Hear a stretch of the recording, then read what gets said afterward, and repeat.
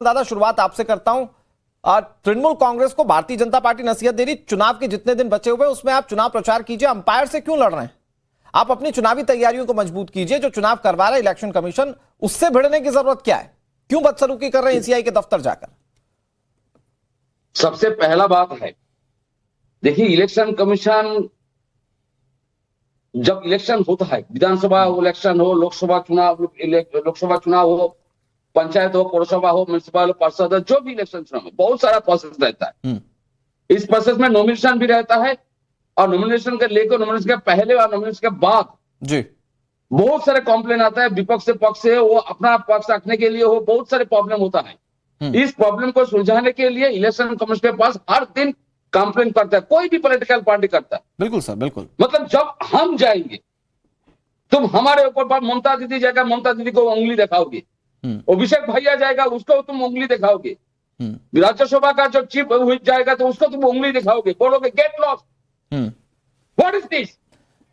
लेकिन ये तो टीएमसी का, बादल दादा, ये तो टीएमसी का पक्ष हुआ ना। बादल दादा सुनिए ना, मेरी बात तो सुनिए। ये तो टीएमसी का पक्ष हुआ ना। सूत्रों के हवाले से जानकारी ये आ रही है कि आपके सांसद वहां बदसलूकी कर रहे थे, जिस पर चुनाव आयोग की तरफ से कहा गया कि आप इस तरह से बात नहीं कर सकते। आपको टाइम्स नवंबर देता है तनख्वाह नकदी करने के लिए। तो इलेक्शन कमीशन कोई पॉलिटिकल पार्टी जो रिप्रेजेंट करते हैं उनको ऐसा कह सकते हैं तुम गेट लॉस्ट। एक राज्यसभा का चीफ हुए, पॉलिटिकल पार्टी का चीफ हुए, जो विरोधी लीडर है, जो एक पॉलिटिकल पार्टी का, उसको ऐसा कह सकते हैं? नहीं कह सकता बादल दादा, बिल्कुल नहीं कह सकता। कंप्लेंट लेके कोई पॉलिटिकल पार्टी इलेक्शन कमीशन के ऑफिस से जा सकते हैं, इलेक्शन कमीशन से भाई। बिल्कुल बादल दादा, ये संवैधानिक दायरे में आता है, आप ऐसा कर सकते हैं। पॉलिटिकल पार्टियां ऐसा करती आई हैं। बादल दादा सुनिए तो सही, बादल दादा आप मेरा सवाल तो सुनिए। पॉलिटिकल पार्टी का तुम टारगेट कर रहे हैं। बादल दादा सवाल तो सुनिए, मेरे साथ दूसरे भी मेहमान है। पूरे देश में आप बता दीजिए आज तक एक राज्य बादल देवनाथ जी, आप मेरा सवाल सुनेंगे तब तो जवाब दे पाएंगे। मैं कह रहा हूं ये तो आपका वर्जन हुआ, ये तो तृणमूल कांग्रेस का वर्जन हुआ ना। लेकिन जो सूत्र बता रहे हैं वो ये बता रहे हैं कि आपका जो डेलीगेशन पहुंचा था वहां पर उसने इलेक्शन कमीशन के ऑफिसर्स के साथ बदसलूकी की थी, ये सूत्र बता रहे हैं सर। तो ये अगर गेट लॉस्ट चुनाव आयोग नहीं कह सकता तो बदसलूकी आप भी नहीं कर सकते। आप पहले समझ लीजिए सर। हाँ, इलेक्शन कमीशन जो इलेक्शन परिचालन कर रहा है, अमीन साहब आ रहा हूं इसके बाद। हाँ, और जो इलेक्शन में लड़ रहा है उसका दिमाग, और जो इलेक्शन परिचालन कर रहा है उसका दिमाग, किसका सबसे ज्यादा ठंडा रहना चाहिए? जो सारे पॉलिटिकल पार्टी को जो परिचालन कर रहा है। एक पॉलिटिकल पार्टी उसका समस्या लेके जा सकते हैं, वो कुछ कह सकते हैं, लेकिन एक टारगेट कर रहा है बंगाल को।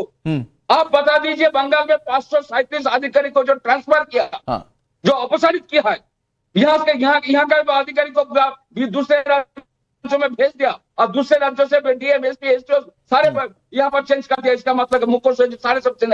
ममता दीदी के पास कोई लॉ एंड ऑर्डर नहीं है।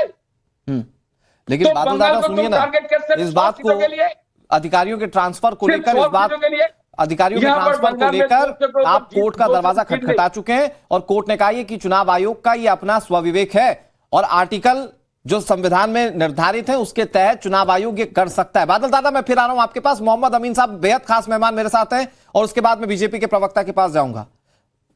मोहम्मद अमीन साहब, इनकी शिकायत यह है कि दूसरी पार्टियां जाएं, शिकायत करें, कोई दिक्कत नहीं है। टीएमसी के डेलीगेशन के लोग पहुंच गए तो उनको गेट लॉस्ट कह दिया गया।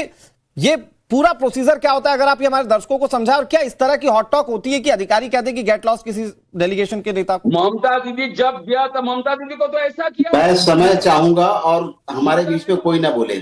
ठीक है अमीन साहब प्लीज। मैं इलेक्शन कमीशन में डायरेक्टर के साथ में मैंने निभाया है प्रोटोकॉल ऑफ चीफ का। चीफ ऑफ प्रोटोकॉल था मैं इलेक्शन कमीशन ऑफ इंडिया का जी। और मैंने कई chief election commission of India को देखा है, पूरे कमीशन को देखा है।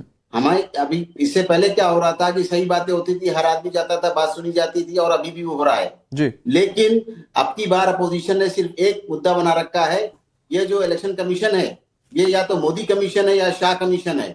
नंबर एक, इनके दिमाग में इस तरह की बातें पहले से हैं और इनका ये सोचना है कि इलेक्शन कमीशन इनके लिए बेईमानी करता है। मैं साफ बताता हूँ, वोटर वोट डालता है, इलेक्शन कमीशन के ऑफिसर सिर्फ सर्टिफिकेट देते हैं, चाहे वो पार्लियामेंट का हो चाहे वो असेंबली का हो। आप ये सोच लीजिए, वोट आपके वोटर देते हैं देश के, इलेक्शन कमीशन ना किसी को हराता है ना जिताता है।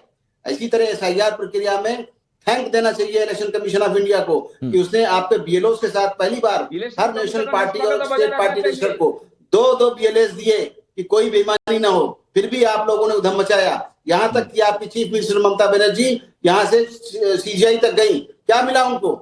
कहीं पर बेईमानी है ही नहीं। आप लोगों को तो हमेशा आना है। और इससे पहले इनके अभिषेक बनर्जी आए थे, उन्होंने भी मिलने के बाद इलेक्शन कमीशन में बाहर आके बंडन मचाया, प्रेस को कहा। आप लोग हमेशा यही काम करते हैं कि जब भी इलेक्शन कमीशन में आएंगे तो आपको अपनी पहले से रूपरेखा तैयार रखनी पड़ती है कि हमें क्या बोलना है। अंदर आने के बाद तो कोई नहीं आ सकता, बाहर प्रेस को बताएंगे कि उन्होंने हमें गेट लॉस्ट कह दिया, हमने उन्हें मिसबिहेव किया, उन्होंने उंगली दिखाई। लेकिन अमीन साहब ये ऑथेंटिफाई कैसे होगा? मतलब मैं एक छोटा सा सवाल पूछना चाह रहा हूँ, ये ऑथेंटिफाई कैसे होगा? जाते हैं तो जाइए अपने मोहम्मद अमीन साहब, मैं ये जानना चाह रहा हूँ कि ये सच कैसे पता चलेगा देश की जनता को? बराबर है मोहम्मद अमीन साहब, देश की जनता को यह सच कैसे पता चलेगा? भाई, चुनाव आयोग पर तो देश की जनता पुरजोर भरोसा करती है, लेकिन विपक्ष जिस तरह से इमेज को डिमोलिश करने की कोशिश कर रहा है कि भाई अधिकारियों ने गेट लॉस्ट कह दिया, ये सच कैसे पता चलेगा? इलेक्शन कमीशन ऑफ इंडिया के हर कमिश्नर, तीनों कमिश्नर्स का जो स्टेटस है वो सुप्रीम कोर्ट के जज के बराबर है। इनको कायदे से एक न्यायालय की तरह जाना चाहिए, रिस्पेक्टफुली उनको सबमिट करना चाहिए। ये लोग जाते ही है वहां पर उल्टी सीधी बात करने कमीशन के अफसरों को। ठीक है, वहां चपरासी से लेकर ऊपर तक उल्टी उल्टी बातें करते रहते हैं, बाहर आके प्रेस को और उल्टा समझाते हैं। ये कमरे के अंदर क्या बात हुई, क्या ये बता सकते हैं? ऐसा बिल्कुल नहीं होता है। वही तो बात है ना सर। प्रोटोकॉल रहा हूं, इसके नाते मैं कंफर्म करता हूं, ओके, कभी भी किसी डेलीगेशन के साथ कभी कोई गलत बात नहीं की जाती। इन लोगों को आदत है पब्लिसिटी लेने की। ये बहुत बड़ी बात सर, आप ये कह रहे हैं कि इस तरह का व्यवहार नहीं होता है। चीफ जस्टिस का फोन नहीं सुन रहे हैं, ये क्या है? ठीक है, जस्टिस बड़े क्या? ओके अमीन साहब, मैं फिर आ रहा हूं आपके पास। बादल दादा थोड़ा सा वेट, बादल दादा थोड़ा सा वेट। नहीं, ये परिपाटी हो गई चंद्रशेखर जी।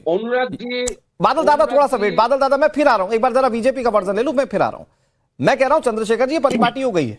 चुनाव हारे तो ईवीएम गलत, चुनाव हारे तो चुनाव आयोग गलत। अभी बंगाल इलेक्शन और बाकी राज्यों के इलेक्शन से पहले बहुत विपक्ष के नेता पुरजोर तरीके से बताने की कोशिश कर रहे हैं कि बीजेपी के बी टीम के रूप में अगर कोई काम कर रहा है तो वो चुनाव आयोग है।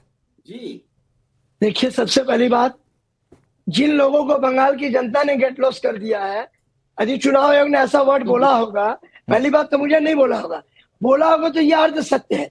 इसके पहले इन्होंने क्या कहा वो भी प्रेस को बताना चाहिए, क्योंकि चुनाव आयोग के दो सिंह तो है नहीं। और दूसरी बात, ये जो विरोधी दल के लोग हैं, तो मैं आपको बता दूं, जब बाढ़ आती है तो सांप, बिच्छू, नेवला सब एक पेड़ पे चढ़ जाते हैं, ये नहीं देते कौन कितना जहरीला है। तो विपक्ष की हालत वही हो गई है। इनको मालूम है इनकी झूठ की दुकान बंद हो चुकी है। हम सब वहाँ है। नहीं, ये इनको संस्कृति है, हरिदास पाल, ये इसीलिए उन्होंने गेट लॉस किया।